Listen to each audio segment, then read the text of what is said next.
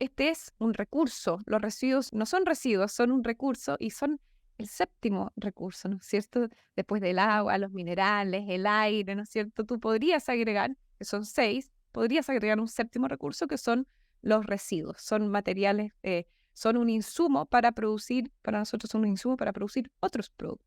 ¿Cómo están, amigos? Bienvenidos a Revolución Circular, podcast de economía circular y cuarta revolución industrial. Soy Petar Ostoich y hoy nos acompaña Antonia Biggs, gerenta general de la Asociación Nacional de la Industria del Reciclaje, ANIR. Antonia, muy bienvenido a Revolución Circular. Muchas gracias, Petar, por la invitación y la oportunidad de conversar. Así es, estábamos conversando fuera de cámara que nuestros caminos se han cruzado en distintas iniciativas. Lamentablemente no hemos tenido hasta ahora la oportunidad de conocernos físicamente, pero por lo menos en esta conversación virtual que vamos a tener, creo que vamos a abarcar muchísimos temas que han hecho converger nuestras andanzas por la economía circular y por el reciclaje. Y Antonia, en esa línea quería comenzar como contexto para quienes nos escuchan en Chile, pero también en todos los países de nuestra región y en todos los rincones del planeta, que nos contaras la historia de la Asociación Nacional de la Industria del Reciclaje, ANIR, aquí en Chile. ¿Cuáles son las principales líneas de negocio y productos de las empresas que ustedes gestionan como asociadas? Perfecto. Bueno, la ANIR, la Asociación Nacional de la Industria del Reciclaje, se conformó el año 2013. Más o menos en ese mismo año ya se estaba escribiendo desde el Ministerio del Medio Ambiente, se estaba elaborando, ¿no es cierto?, la ley de reciclaje en Chile y coincidentemente ya existía, ¿no es cierto?, esta industria a nivel nacional.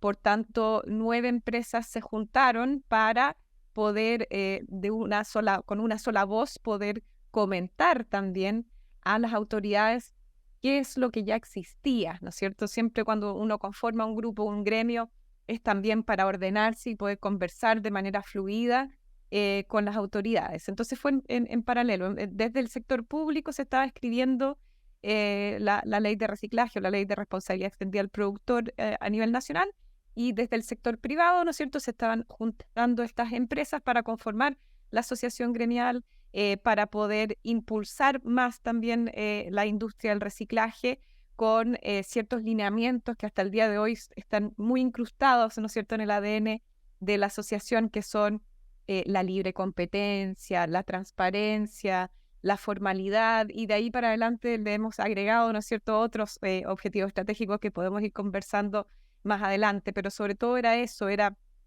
poder tener una voz, conversar con las autoridades e ir viendo cómo se iba desarrollando y escribiendo esta política pública. Dicho sea de paso, lo divertido es que yo estaba al otro lado, yo estaba en el Ministerio del Medio Ambiente en ese momento, cuando se estaba desarrollando la ley, estaba al otro lado. Y bueno, así se conformó, 9 empresas al principio, hoy son 65, ¿no es cierto? Es mucho más amplio y tenemos de todo, desde empresas que, por ejemplo, entregan quizás un servicio o una solución muy particular vinculada a la gestión o alguna parte de la gestión de materiales reciclables. Puede ser, por ejemplo, un aparato que mida cuando un contenedor está lleno y ese aparato entrega información a un camión, ¿no es cierto?, desde una solución, un servicio, desde los contenedores, desde la logística, el camión, o solo son gestores y transportan material de un lado a otro. Y bueno, también tenemos todo el resto de la cadena de ya procesar estos materiales para transformarlos. O sea, tenemos de todo, y empresas pequeñas, medianas y muy, muy grandes, quizás dedicadas también a un material en particular o a todos, o a gestionar todos. Entonces, se ha ido ampliando, ¿no es cierto?, la ANIR en estos años, y sigue siendo, como te decía, bien importante para nosotros que este mercado se desarrolle, que esta industria se siga desarrollando, pero siempre con la posibilidad que todos puedan, ¿no es cierto?, jugar aquí y exista libre competencia, transparencia en estos procesos. Antes de continuar con la entrevista, te quería contar que en SQM Yodo Nutrición Vegetal desarrollamos capacidades únicas que transforman recursos en vida y progreso. Desde hace 56 años que nuestros productos y soluciones aportan a industrias estratégicas, facilitando el progreso y bienestar en áreas cruciales como la salud, la tecnología y la alimentación. SQM Yodo Nutrición Vegetal, soluciones para el desarrollo humano. Qué interesante y sobre todo me imagino para las personas que nos ven y escuchan fuera de Chile también el ver cómo esta asociación gremial reúne a empresas que también están desarrollando tecnologías para el reciclaje, no solamente las que están pensando desde la circularidad, ¿no?, en el uso y reuso de los materiales, sino que también en la parte de la industria 4.0 de cómo poder transitar hacia el reciclaje y hacia la economía circular. Y otro punto que no quiero dejar pasar, Antonio, es que bueno este mix del lado público con el privado, que también es súper interesante para las personas que nos escuchan de todos los países de América Latina en Revolución Circular. Antonia, en tus palabras, ¿cuál es la misión principal de ANIR y cómo han trabajado para lograr estos objetivos estratégicos, como tú señalabas, desde su fundación allá por el 2013, que es bastante temprano también? Mira, yo te diría que el objetivo nuestro sigue siendo aumentar las tasas de reciclaje, ¿no es cierto? Impulsar esta industria, seguir creciendo y aportando también a que cuando esta industria se siga creciendo, poder aportar con todo el conocimiento que ya existe. O sea, yo tengo socios que cuando entré a la NIR hace 3 años atrás, me dediqué a conversar con cada uno de ellos, en esa época éramos 37, y me di cuenta que habían personas que ya llevaban 40 años desarrollando esto en Chile. Entonces hay tanto conocimiento que también es otro de los objetivos. Entreguemos este conocimiento quizás a los que están partiendo, ¿no es cierto? Las startups, los emprendimientos, las personas que quieren insertarse también en esta industria y no saben por dónde partir. Bueno, aquí hay mucho conocimiento y eso es algo que también tenemos dentro de nuestros objetivos estratégicos. ¿Cómo no quedarnos encapsulados aquí con este conocimiento? Hacer esfuerzo. Bueno, también tenemos un podcast, lo comentábamos antes, fuera de cámara, porque está siempre la duda, bueno, ¿quién tiene que decirle al ciudadano cómo reciclar? No es natural para alguien saber cómo entrego el material, entonces será rol del municipio, será el rol del Ministerio del Medio Ambiente, quien desarrolló la política pública, será labor de los privados que están afectos a esta ley o de los sistemas de gestión o de nosotros que estamos al final de la cadena, ¿no es cierto?, que somos los gestores y valorizadores los que transformamos el material. Y dijimos, bueno, podemos partir de atrás para adelante y nosotros decir cómo tenemos que recibir el material y romper muchos mitos, ¿no es cierto? Entrego la botella con la tapa, sin la tapa, ¿no es cierto? Todas esas cosas que uno puede entregar todo mixto o no, porque lamentablemente hace muchos años atrás a nivel nacional salió un programa televisivo que dejó en el inconsciente colectivo, ¿no es cierto?, que si tú mandabas todo junto o que esto nunca iba a llegar a reciclarse y que se perdía en el camino y terminaba todo en relleno sanitario y fue muy, muy negativo. Y eso es lo que también estamos tratando de romper. No importa si tú entregas todo junto, va a llegar una planta de separación como ocurre en los países europeos y ahí se separa todo. No tengas esa confusión, o sea, tienes que seguir entregando el material. Entonces, todo este conocimiento, qué cosas se pueden procesar o no, bueno, con también ser una sola voz colaborativa con el sector público, ¿no es cierto? No tener esta mirada muchas veces que ocurre por ambos lados, yo estaba en ambos lados. El sector privado mira con cierta precaución lo que se está haciendo desde el sector público y el sector público también mira con cierta precaución qué es lo que está solicitando el sector privado. Entonces, tener un canal para sentarse y colaborar y decir, mira, yo abro las puertas de mis plantas, ven a ver cómo es el proceso para que el sector público lo conozca en terreno. Y yo también reconozco que muchas veces uno está detrás de un computador cuando es funcionario público y no tiene por qué saber cómo realmente ocurren las cosas. Entonces, salir de ahí también es importante y ese también es otro de nuestros objetivos y nuestros canales. Invitemos, vengan, puertas abiertas, vean los procesos, conózcanlos, grabémoslos. Nosotros partimos de forma muy humilde grabando yo misma con un celular, porque decía, no puede ser que esto no se conozca, no puede ser que nosotros movamos 5 millones de toneladas anuales, gestionamos 5 millones de toneladas anuales, que recuperamos, procesamos, llega a un destino correcto y no se sabe. No, hay un problema comunicacional tremendo de no saber lo que se está haciendo y lo que se está recuperando. Eso es parte de la labor, también difundir, aportar, colaborar, ser, como decía al principio, una sola voz también, porque es muy distinto que 65 empresas pidan un lobby para conversar con algún ministro o alguna ministra, a que vaya una sola voz, en nombre de todos, y decir, mira, estos son nuestros mayores problemas. Y ese es el objetivo también de una asociación gremial. Yo escucho día a día a los 65 socios para saber cuáles son sus mayores angustias, problemas, dolores, desafíos, y ver cómo los podemos destrabar, todos esos problemas. Quizás con una conversación con las autoridades para que entiendan que ciertas políticas públicas no nos dejan avanzar y por tanto si no nos dejan avanzar a nosotros, que es una industria que da impacto positivo, que está limpiando y recuperando y que queremos aportar no solamente a la ley REP, sino que a la hoja de ruta de economía circular, ¿de qué estamos hablando? Tenemos que tratar de solucionar, ¿no es cierto? Y poder avanzar.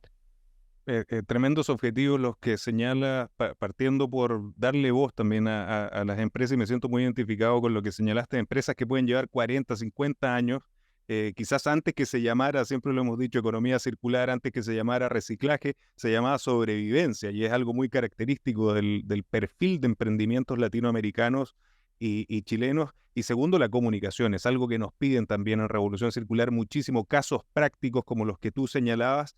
Y es ahí donde, Antonio, yo tengo que reconocer el esfuerzo tremendo que tú hiciste como voz, mostrando en esos videos maravillosos que presentabas en LinkedIn, que generaron muchísimo impacto y que hoy también me alegro que hayan tomado la decisión de pasarlo a un podcast que por lo demás tiene una producción maravillosa. Los invito.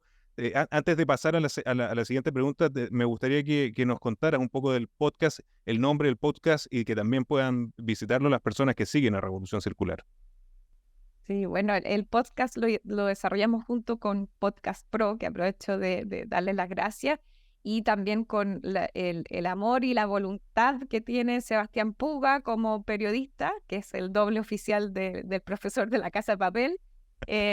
Dijimos con el presidente, o sea, el presidente de la ANIR, que hoy es Nicolás Fernández, llevaba muchos años diciendo que nosotros teníamos que dar un paso más allá, ¿no es cierto? Teníamos los videos, pero podíamos ir un paso más allá. Y bueno, nos contactamos con Sebastián, con la productora Podcast Pro, y dijimos, bueno, hagamos una apuesta, intentemos, grabemos, con esta misma lógica, mostremos en terreno Exacto. todo el circuito de distintos materiales, cómo tiene que llegar, qué es lo que pasa y cómo termina. Además, le das visibilidad a las empresas que nadie, en general, el ciudadano común y corriente no tiene por qué conocer que existen tantas empresas de gestión de residuos, de reciclaje, de manejo de residuos peligrosos. No se sabe, no tiene por qué saber, pero hagámoslo de forma amena, aterrizada, y esa es la labor también que hace Sebastián, porque si lo hiciera solo yo, quizás vamos a hacer algo muy técnico entre el socio y yo, y queremos aterrizar esto a la ciudadanía, y lo tenemos en nuestro humilde por ahora canal de YouTube, que es en ANIR, y hemos ya desarrollado 10 capítulos en la primera temporada. Vamos a lanzar ahora el 2 de octubre otros 10 capítulos más, y ojalá después poder abarcar a todos nuestros socios. O sea, tenemos 65 socios, hemos grabado 20. Tenemos todavía Buenísimo. camino por recorrer para que se conozca lo que se hace, y se puede ver tanto en Spotify también como Séptimo Recurso. Tenemos un Instagram de Séptimo Recurso y le pusimos Séptimo Recurso, inspirados también existe una asociación a nivel europeo que reúne a todas las asociaciones de reciclaje a nivel global, que es el Bureau of International Recycling, y también existe una asociación americana que se llama Recycled Materials Association, y con inspiración de ambos, pero sobre todo con la americana, ellos ya decían, este es un recurso, los residuos no son residuos, son un recurso, y Claro. son el séptimo recurso, ¿no es cierto? Qué buen Después del concepto. agua, los minerales, el aire, ¿no es cierto? Tú podrías agregar, que son 6, podrías agregar un séptimo recurso, que son los residuos. Son materiales, son un insumo para producir, para nosotros son un insumo para producir otros productos. Entonces dijimos, este es el nombre, le dimos harta vuelta al nombre, y dijimos, ahí está, séptimo recurso. Buenísimo, buenísimo. Y los dejo a todos invitados para que lo vean. Vamos a compartir en la descripción del capítulo el link al canal de YouTube y Spotify de Séptimo Recurso, porque realmente la producción y el contenido es maravilloso y los felicito. Antonia, y en esta misma línea del Séptimo Recurso, donde muestran el proceso, el ciclo, están in situ ahí mostrando este séptimo recurso, que son los residuos. volviendo al tema de ANIR y sus más de 60 empresas que manejan estos diversos materiales y residuos, ¿podrías darnos una idea general de la diversidad de materiales que gestionan y valoran y cómo se está organizando esta cadena de valor aquí en Chile? Porque también es súper interesante para las personas que están viendo este ejemplo en otros países de la región. Mira, tenemos, de hecho, en nuestra página web hicimos un esfuerzo por tener distintas pestañas para filtrar, ¿no es cierto?, estos 65 socios y algunos están dedicados solo al plástico, por ejemplo, que es lo que uno más común y conoce. Otros solo a los aluminios, otros a las chatarras ferrosas, otros están dedicados a los neumáticos. Otros están dedicados quizás a los aceites lubricantes usados de los autos. Por otro lado, tenemos algunos socios dedicados a los aceites de fritura. Tenemos socios dedicados a los residuos orgánicos. Tenemos algunos socios solo dedicados a los residuos peligrosos, que es algo que también nadie habla y nadie asume, pero sí existen. Otros dedicados a los aparatos eléctricos y electrónicos también. Y así, en el fondo, tenemos distintas categorías. Y como te decía, puede ser que un socio que es gestor, que es un gran gestor, se dedique a trasladar y a gestionar más de algún material. Puede ser plástico, cartón, papel, aluminio, etcétera, y lo transporta al destinatario final que corresponda.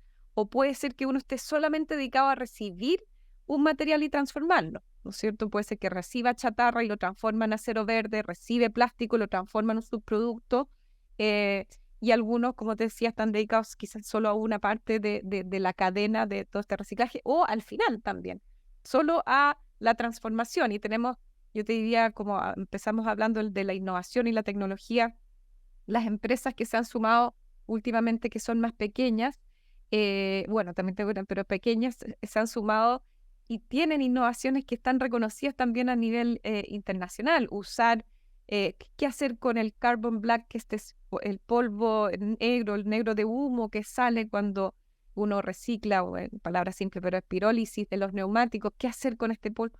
Bueno, poder hacer baterías de ion litio en Chile, creación nacional, poder recibir los aceites lubricantes usados y transformarlo en nuevas bases lubricantes que hacen funcionar un auto igual, 20.000, 25.000 kilómetros. Todo eso, además, hecho en Chile. Y eso es lo que más me impactaba a mí, que no se conociera. Entonces, como te digo, hay de todo, de todos los tipos de materiales posibles. Los plásticos, por supuesto, tienen un abanico muy grande. Las chatarras ferrosas y no ferrosas también. El papel.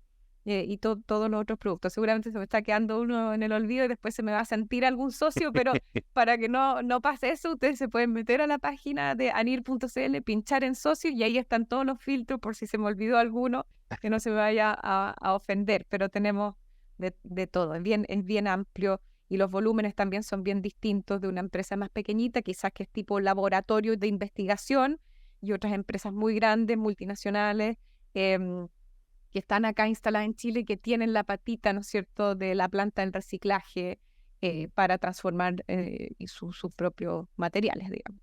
No deja de sorprender, conociendo también la realidad de otros países, el desarrollo, la amplitud que existe en nuestro país, en Chile, la penetración de los conceptos como reciclaje y economía circular y que se demuestran en la página de ANIR, ¿no? Este abanico amplísimo de materiales es súper interesante y yo creo que nos debe llenar de orgullo como chilenos.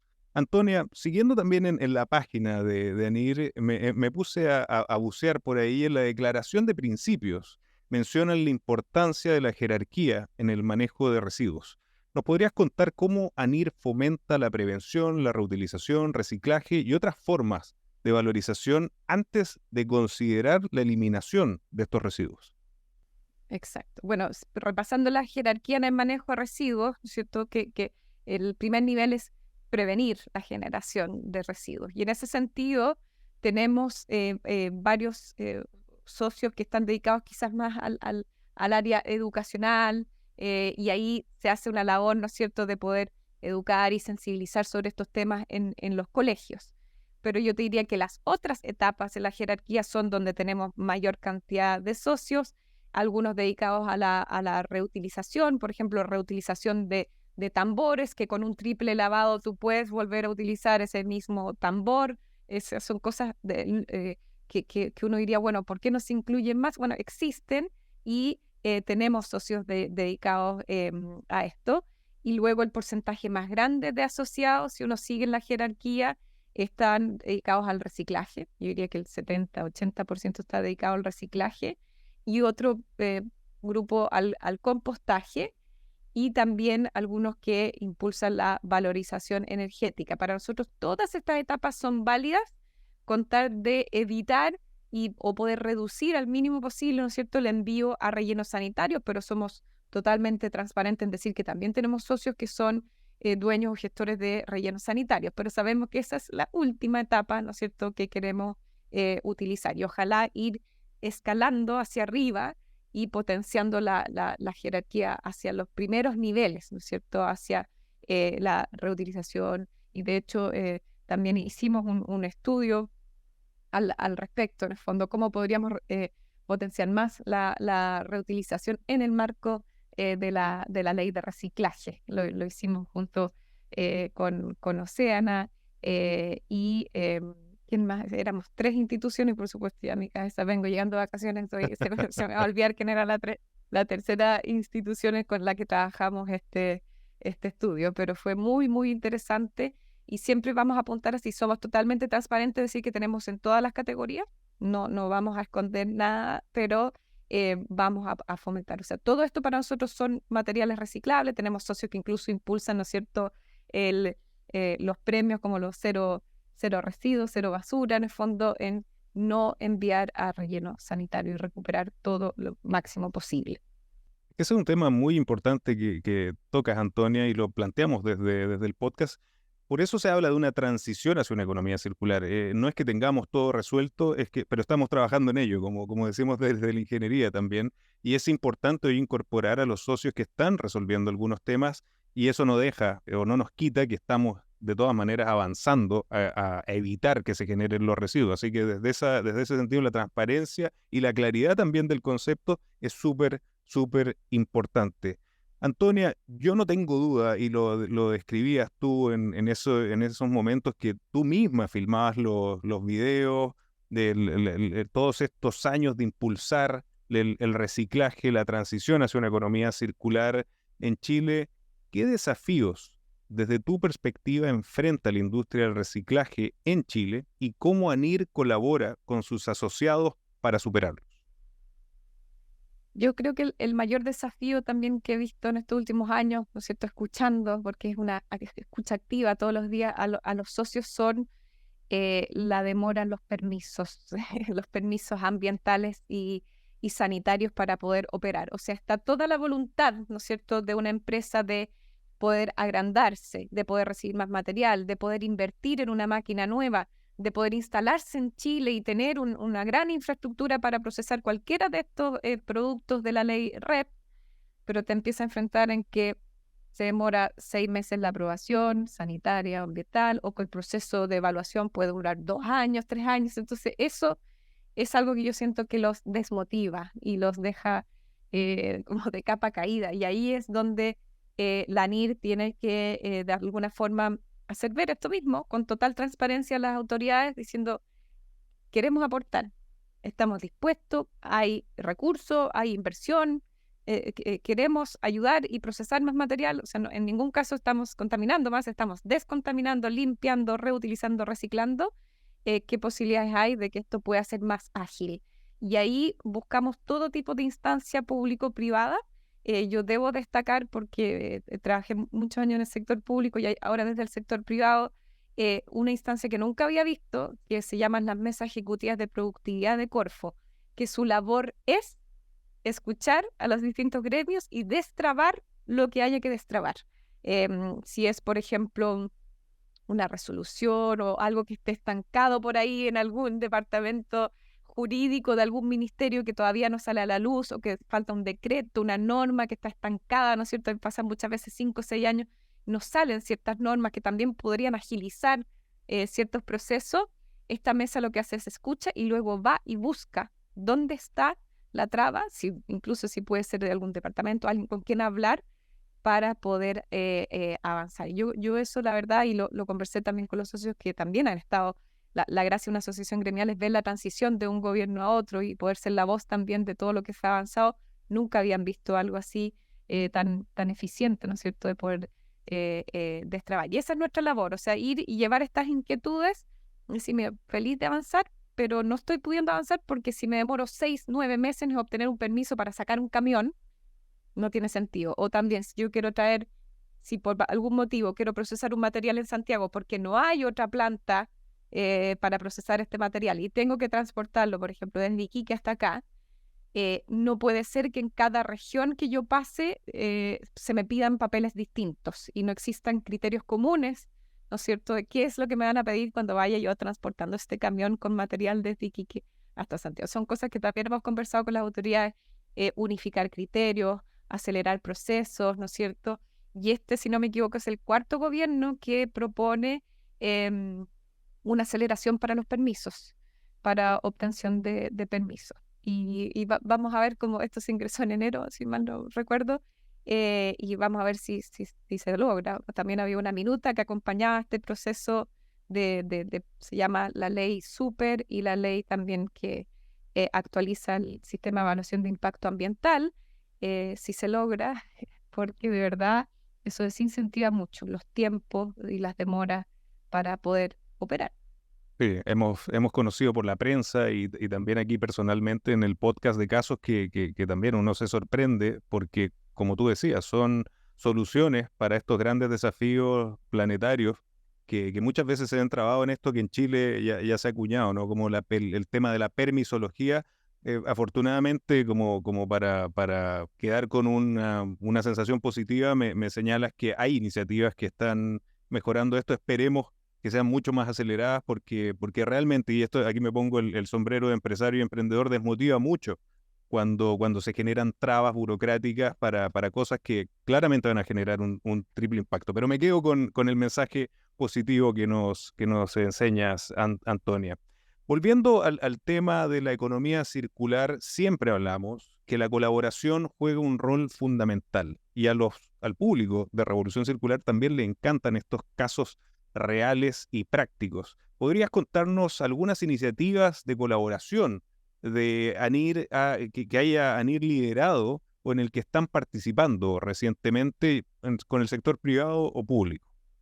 Mira, como iniciativa, esto quizás es muy, muy técnico, pero sí estamos impulsando por primera vez y hemos logrado avanzar como asociación gremial en un acuerdo de producción limpia para analizar y poder proponer un estándar de trazabilidad. Yo sé que es muy, muy técnico, por eso voy a dar como el No, puro titular. pero el público de Revolución Circular Pero, es bien técnico, así que por favor, con pero, libertad. pero es que la trazabilidad es muy importante porque ¿cómo vas a Gran tema. acreditar tú, ¿no es cierto?, que cumpliste las metas, que querías cumplir estas metas de reciclaje, si no hay una muy buena trazabilidad. Y ahí empiezan otros desafíos de la política pública, que cómo se está trazando hoy, cómo se va a trazar con la ley ya implementada y si esto conversa. Y nosotros ya nos dimos cuenta que no conversa como hoy se traza, como se espera que se va a trazar, qué dicen las autoridades ambientales. Entonces dijimos, bueno, colaboración, sentarnos por supuesto con el Ministerio de Medio Ambiente,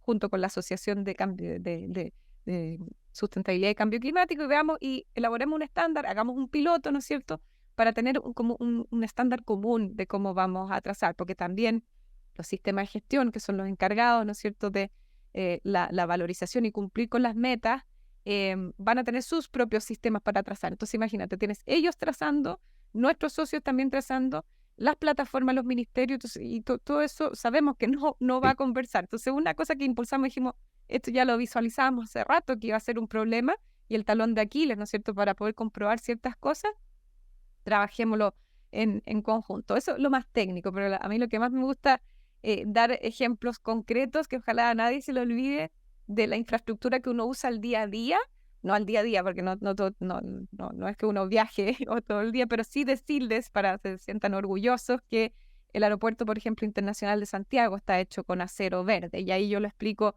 adentro hay un carrito supermercado, hay una reja que usted dio de baja, en el fondo hay un chasis de auto, de todo fundido y que es la estructura que tiene hoy el Aeropuerto Internacional de Santiago. Y ese tipo de volúmenes y cosas concretas son las que nosotros también aportamos. Eso es un socio nuestro grande el que hizo esto.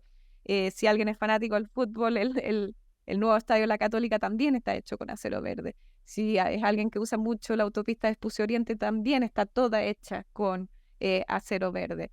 Hoy por hoy, si vas a los juegos infantiles en las plazas más nuevas, tú ves un acolchadito abajo por si el niño se cae o la niña se cae y se golpea la cabeza, y eso está hecho con neumáticos, ¿no es cierto? Entonces, y así tienes muchos ejemplos muy concretos. Si quieres comprar un juego de terraza para tu terraza en un departamento, puedes ir hoy día a las grandes tiendas, al retail, y buscar la opción con plástico reciclado, con madera plástica, y eso te va a durar toda la vida. Se lo vas a poder dar a tus nietos, bisnietos en el fondo, y no se va a echar a perder, no se va a destruir, va a estar ahí y es tu mueble de raza. O sea, desde las cosas cotidianas hasta en el día a día, en la infraestructura, tú vas a ver cosas que nuestros socios transforman, ¿no es cierto? Siempre doy también el ejemplo de la cajita del tomatito cherry.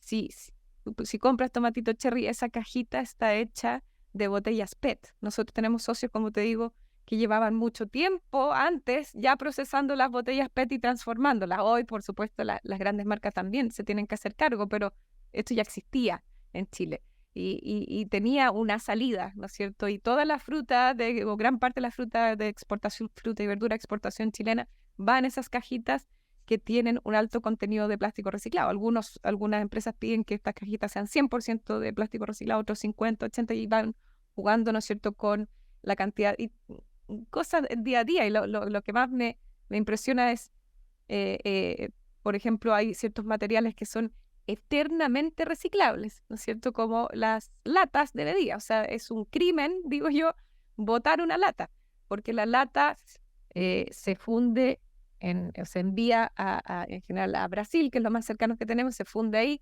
vuelve en unas bobinas, se vuelve a hacer la lata y vuelves tú a consumir la lata. O sea, ese proceso dura 60 días y siempre me preguntan, pero ¿se podría fundir en Chile? Dígame usted dónde, en qué región de Chile le gustaría tener una fundición de aluminio al lado. Es mucho más lógico y menor impacto usar la infraestructura que existe en los países cercanos, que tengan el mismo estándar ambiental, para aprovechar la infraestructura, fundir y volver, y un circuito cerrado, ¿no es cierto? El de las latas, como un circuito además de 60 días, o el acero inoxidable también. Siempre yo debo ser de las pocas que tiene una tetera de acero inoxidable, pues ya me aburrí, ¿no es cierto?, de las otras que se echan a perder, las eléctricas. Y ese en un 90% ya es contenido reciclado y es un mercado global, además. O sea, esto ya se tiene que haber fundido en alguna parte, se produjo, y tú puedes continuar esto eternamente también con el acero inoxidable. Si tienes un reloj de acero inoxidable, todas las partes de la cocina también son acero inoxidable, y eso es eternamente reciclable. Y en el día a día hay muchas cosas así, tanto en la casa como fuera de la casa, que son parte de lo que la industria del reciclaje se puede hacer cargo o que ya ha transformado y que no se sabe. Así es impresionante cuando uno se pone a pensar en los ejemplos del día a día que tú señalas, cómo ya quizás no somos ni conscientes y se ha incorporado el material reciclado. Yo, conociendo también otras experiencias en otros países, todavía existen la sensación de que el material reciclado es de mala calidad, cosa que en Chile yo creo que ni siquiera existe ese concepto. Y es un ejemplo que también es muy, muy valioso para las personas que nos están escuchando y viendo afuera, pero creo que también poco a poco eso ya está desapareciendo, está quedando atrás. De hecho, no me he cruzado en el último tiempo, pero hace unos años así era, Antonia. Ya que estamos hablando de la importancia de ANIR como ejemplo también para el resto de los países de la región, hablaste al comienzo, dentro de los objetivos de la asociación, de un tema que quizás en Chile, aunque ahora me retracto, porque cada vez está siendo más importante, pero en otros países realmente es impactante el nivel de informalidad que existen en las distintas industrias y las distintas actividades. ¿Cómo promueven desde ANIR la formalización y la regulación de la industria del reciclaje de Chile? Mira, ese es un temazo, y como dices tú, es parte de nuestros objetivos estratégicos. Entonces nosotros, cualquier política pública que impulse o empuje más hacia la formalidad de este sector, nosotros vamos a estar ahí apoyando sin duda. Y para nosotros una herramienta clave es la formalidad y por tanto tenemos, por ejemplo, un convenio con el Servicio de Impuesto Interno. Porque una herramienta importante, ¿no es cierto?, es que tú hagas todo bien, correctamente, los impuestos, etcétera, y con ello este convenio también nos vamos autoevaluando y viendo cómo estamos cumpliendo. Y dentro de los convenios que tiene el Servicio de Impuesto Interno estamos evaluados como los mejores, el primero, 3 o quinto lugar. O sea, estamos súper bien, hacemos las cosas bien, de forma correcta, con una trazabilidad en ese sentido, ¿no es cierto?, de lo que cómo estamos operando. Yo creo que sin duda hay ciertos materiales, si uno ya empieza a escarbar por material, donde tenemos que hacer algo más fuerte, ¿no es cierto?, y cómo atraer la informalidad hacia la formalidad. Y el caso más emblemático, ¿no es cierto?, son los aceites lubricantes usados, que es el aceite cuando uno va a cambiar el auto, explico yo, usted nunca pregunta dónde va ese aceite, ¿no es cierto?, ese aceite Así negro. es. Y ese aceite negro tiene un valor económico y un valor y un potencial calorífico muy importante y se vende, ¿no es cierto?, como combustible alternativo, lo cual además ambientalmente es terrible, ¿no es cierto? O sea, se puede terminar usando esto en una panadería, por ejemplo. Entonces, ahí hay un 50% de informalidad. Y ahí el trabajo es cómo combatir esa informalidad. O sea, no ver a una persona en una esquina vendiendo un bidón, ¿no es cierto?, de este aceite lubricante usado. Y hemos trabajado con las autoridades, hacerles ver primero, entender el problema y cuánto se está perdiendo ahí, también cuánto impuesto no se está pagando ahí o sea, tienes muchas herramientas pero tienes que, como decía, la primera labor es mostrar a las autoridades, porque no tienen por qué saber, uno, qué está pasando, y dos, cómo opera esto, ¿no es cierto? Y poder dar las luces, poder mostrar las señales de cómo esto opera y sobre todo a través de herramientas como el trabajo que tenemos con el Servicio de Impuesto Interno y otra regulación que existe y que pueda impulsar la formalidad. Pero es una tarea pendiente, sin duda nosotros vamos a seguir apoyando, pero creo que falta para ciertos productos. La ley REP también invita, ¿no es cierto?, o impulsa la formalidad de los recicladores de base, ¿no es cierto? También la política pública tiende a eso y nosotros también dispuestos a apoyar o incentivar esto en todas las instancias posibles. Pero sin duda yo te diría que es uno de los objetivos que tenemos que impulsar con mayor fuerza.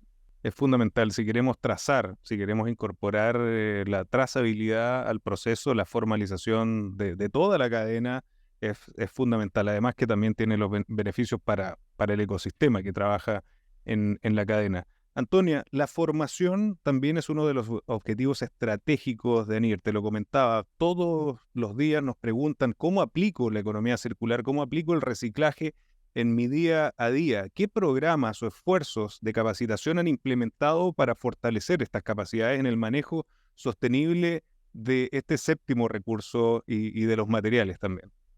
Claro.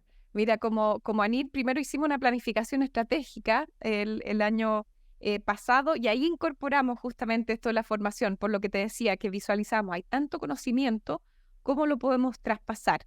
Entonces, una primera aproximación que hemos hecho y que ha sido al revés, las universidades nos invitan a los programas que ellos ya tienen, ¿no es cierto? Cursos de formación general o quizás otro tipo de programas que tengan para que nosotros mostremos esto mismo, que existe la industria, que existe esto, apoyo a tesis, apoyo a alumnos en práctica.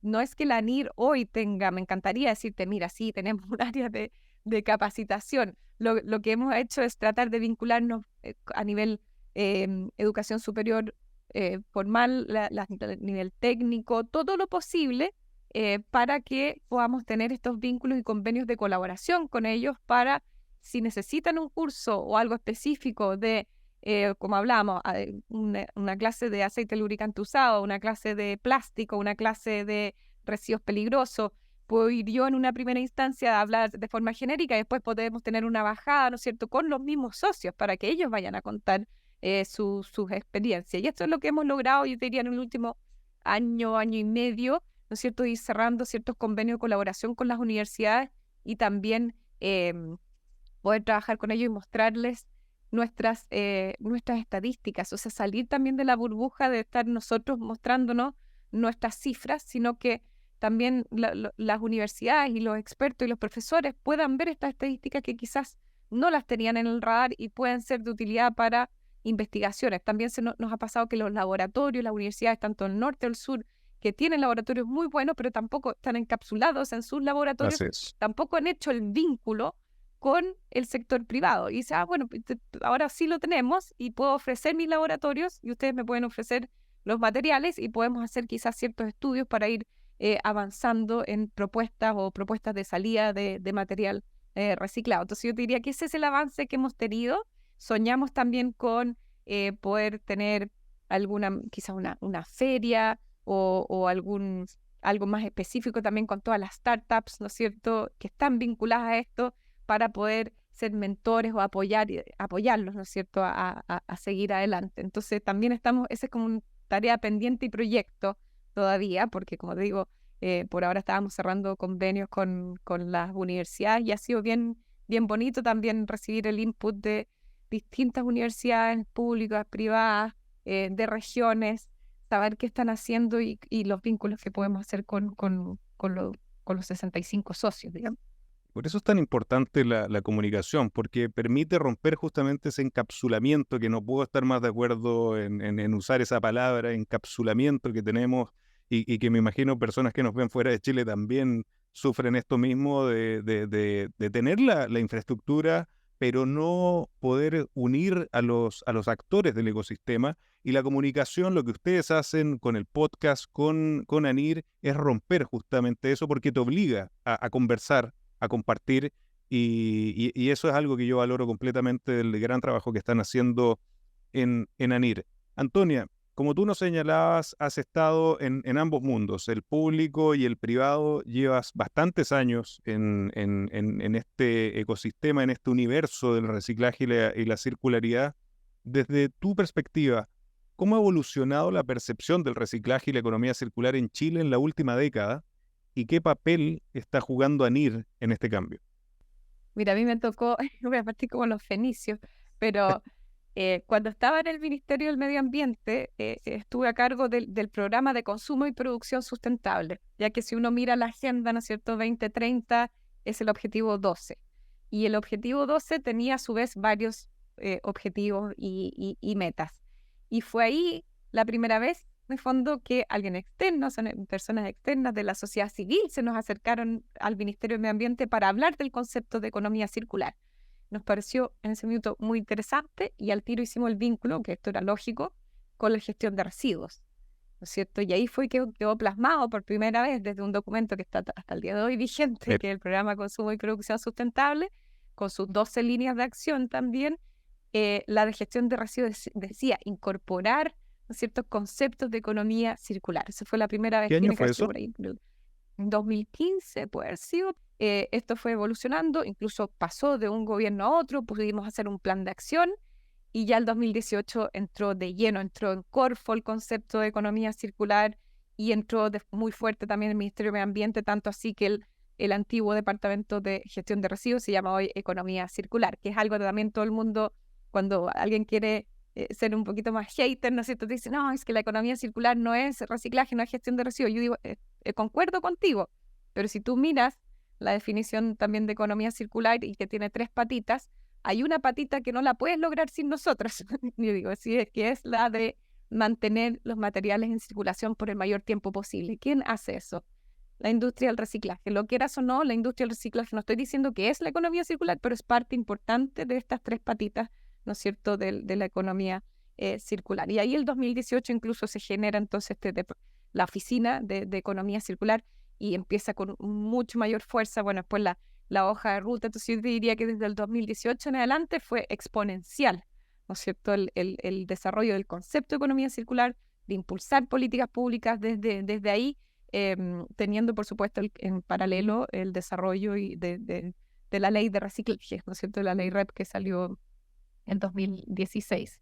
Y en ese sentido, claro, el rol de la ANIR va a ser siempre, como te digo, súper transparente, dónde nos situamos nosotros. A mí cuando me toca exponer también digo lo mismo, no, tengo claro que no somos la solución a la economía circular, pero somos parte importante y aquí estamos, y muestro en un cuadrito, aquí estamos, ¿no es cierto? Entonces, vamos a impulsar esta patita lo que más podamos, y para eso se necesita esta colaboración público-privada también, porque la atracción por demanda de material reciclado es clave. Si no, nos va a pasar lo que pasó en Europa, que puedes quedar con montañas de pellet reciclados sin incorporarlo a nada, o sea, es decirlo, incorporarlo a infraestructura pública, privada, en los casos que hemos dicho, en cierto aeropuerto, etcétera, pero necesitas esa atracción de demanda y cerrar el circuito. Ojalá, tampoco nunca va a ser perfecto, o sea, lo perfecto sí es botella a botella, eso está perfecto, pero en lo perfecto es enemigo, lo bueno, o sea, tenemos que buscar otras soluciones también y considerar esto como un recurso, o sea, estás evitando la extracción de recursos naturales, ¿no es cierto?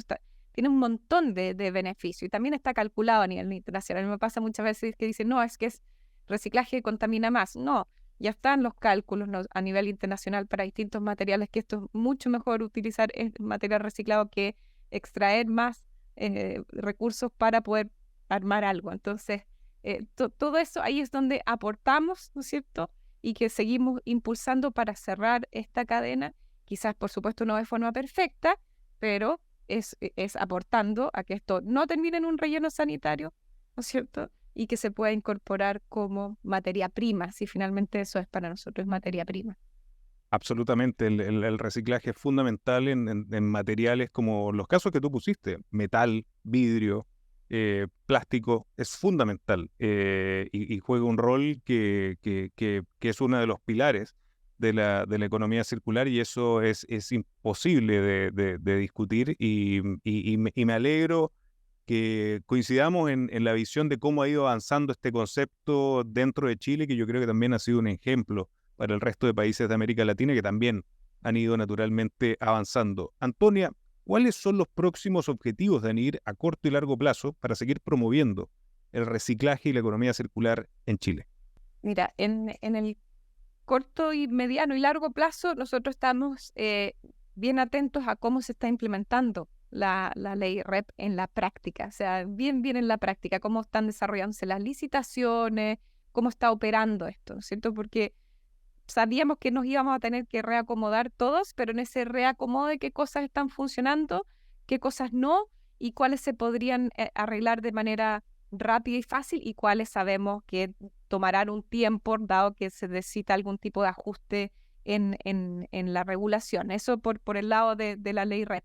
Y los desafíos que tú me planteaste son, yo te diría, que tenemos que empujar un poquito más. Mayor vínculo, ¿no es cierto?, y aporte a la formación de capacidades, mayor aporte y vínculo con los que están partiendo, ¿no es cierto? También compartir este conocimiento y apoyar quizás a las startups que están en búsqueda también de este camino, y que tenemos socios y empresas grandes que partieron como startups y hoy son empresas. Entonces, ¿cómo podemos hacer este mayor vínculo? Universidades, startups, yo diría que son los caminos que tenemos que empujar un poquito más, y en el corto plazo, como te digo, estar mirando la implementación de la ley REP. Y ahora que me mencionaste el vidrio, ahí tienes otro material que no mencioné, el vidrio, que cómo se produce el vidrio y utilizar vidrio reciclado es una maravilla, ¿no es cierto? Y el cartón para bebida, más conocido como Tetra Pak, también son parte de los materiales del día a día que tú puedes recuperar.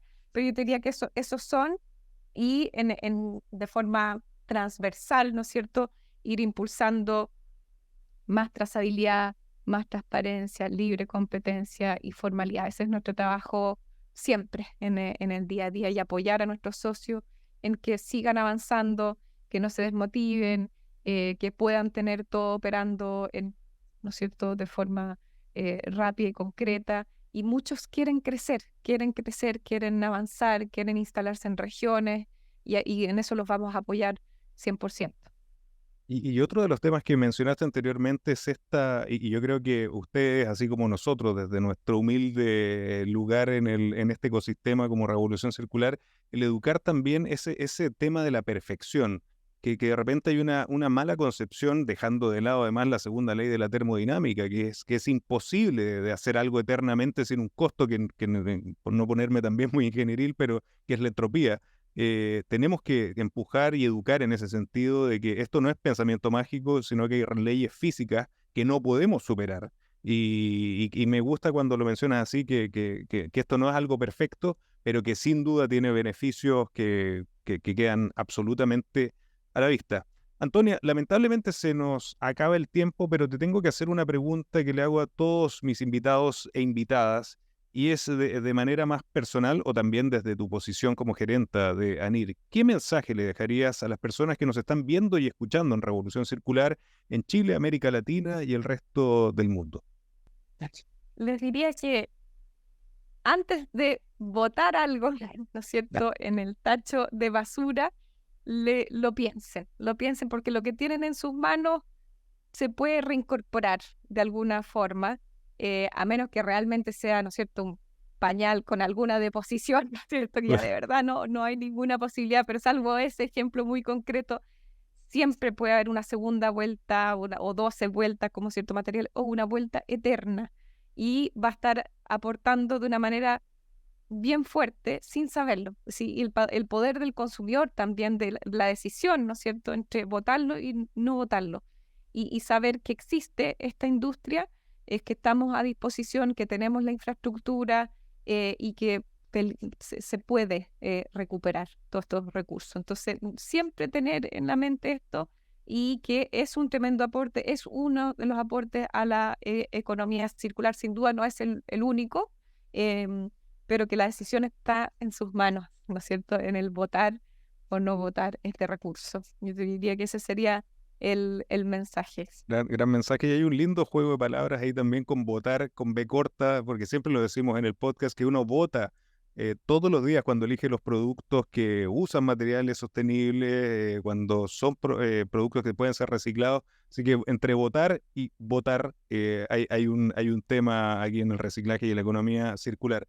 Antonia, ¿dónde podemos invitar a las personas que nos están viendo y escuchando a conocer más de ANIR, a conocer más de ti, que generas un contenido maravilloso en redes sociales como LinkedIn, a conocer más del podcast? ¿Dónde los podemos invitar? Miren, nuestra página web es www.anir.cl, así es que desde ahí los puede derivar a nuestro canal de YouTube, a todo nuestro contenido, nuestros videos, como decías tú, los más elaborados que tenemos ahora el podcast, los antiguos también que duraban 2 minutos nomás para entender un proceso, están todos ahí. Tenemos efectivamente un LinkedIn de la Asociación Nacional de la Industria del Reciclaje, pero está todo vinculado ahí, pueden ver ambas cosas. Y como decía al principio, nuestro Instagram de Séptimo Recurso también, y el podcast está en Spotify como Séptimo Recurso también, para que los puedan escuchar y ver ambas cosas. Buenísimo, lo vamos a compartir en la descripción del capítulo. Así que, Antonia, felicitaciones por todo lo que están haciendo, por todo lo que tú estás haciendo como comunicadora también, que yo creo que es un nuevo rol que empiezan a tener los empresarios, los emprendedores y los gerentes como tú. Y muchísimas gracias por acompañarnos en Revolución Circular, las puertas abiertas para seguir comentando también para los socios de ANIR, y espero contar contigo en el futuro. Muchísimas gracias por estar hoy con nosotros. No, gracias a ti, Peter. Nos estamos viendo. Nos vemos. Y a ustedes muchas gracias por acompañarnos, y recuerde que los espero la próxima semana con otro gran caso de economía circular y cuarta revolución industrial. Nos vemos.